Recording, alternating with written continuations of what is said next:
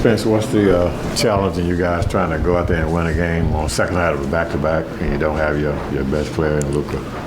I mean, obviously, like you said, rough travel, all that other stuff, so the excuses are baked in, including Luka missing. But overall, I mean, we got to play defense, man. Like, we scored 115, you know what I'm saying? So clearly we gave ourselves a chance offensively, but obviously giving up 144 is abysmal. What were you able to do out there to be so successful, 27 points and 8 assists in 29 minutes? Just hit some shots, man. Like, being able to play on that side of the ball comes fairly naturally, so it's just playing pick and roll and making some shots. What was your impression of Kemba Walker's play tonight? It was great to see him back out there. I mean, obviously, he's multi-time All-Star, phenomenal career so far, definitely more left in the tank. So, you know, getting him kind of integrated per however, you know what I'm saying, the coaches and organization decide to do it is going to be a welcome boost. How difficult it is to beat any team in the NBA if they're going to shoot 64% from the field and 56% from three-point range? Well, exactly. You're not going to beat nobody. He's the best players in the world, 64% from the field, 56% from three. That's insane. And obviously credit to them, hitting shots and some of their guys maybe hitting a couple more shots out of character than usual. But overall, still, our defense has to be better. You know, still 144 points. But we know they have a great amount of talent, so all respect to Chicago for sure. Anything else you guys got to do better going back home and open up this 3-game homestand on Monday against OKC? Shoot, defend. I mean, seriously, if we held them to, let's say, 112, right, and we came out here 115 to 112, gritty win, all that other stuff, like, that would be a reasonable night. Like, 112 still wouldn't be a phenomenal defensive night. Like, it'd just be like, okay. So, like, we gave ourselves a chance to a degree. It's just that 144 is insane.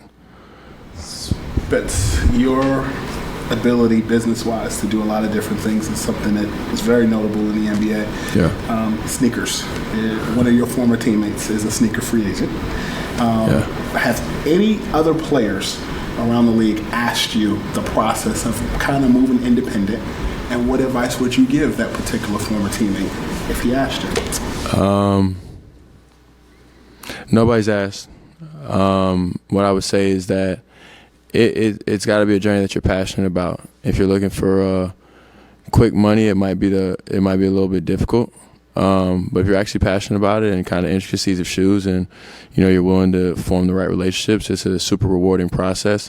And I think my relationships in China, per like my own dealings in my own shoe, is what kind of landed me the 361 buyout. So I think in terms of an evolutionary standpoint, without going there and breaking bread and understanding that process, and I think also, you know, playing like Jeremy Lin's charity game and things like that, and kind of having a certain fan base out there is what allowed that deal to kind of transpire. So, you know, I'm extremely grateful for them, and I think it's a rewarding process if you really are going to stick to it. Sorry. No problem.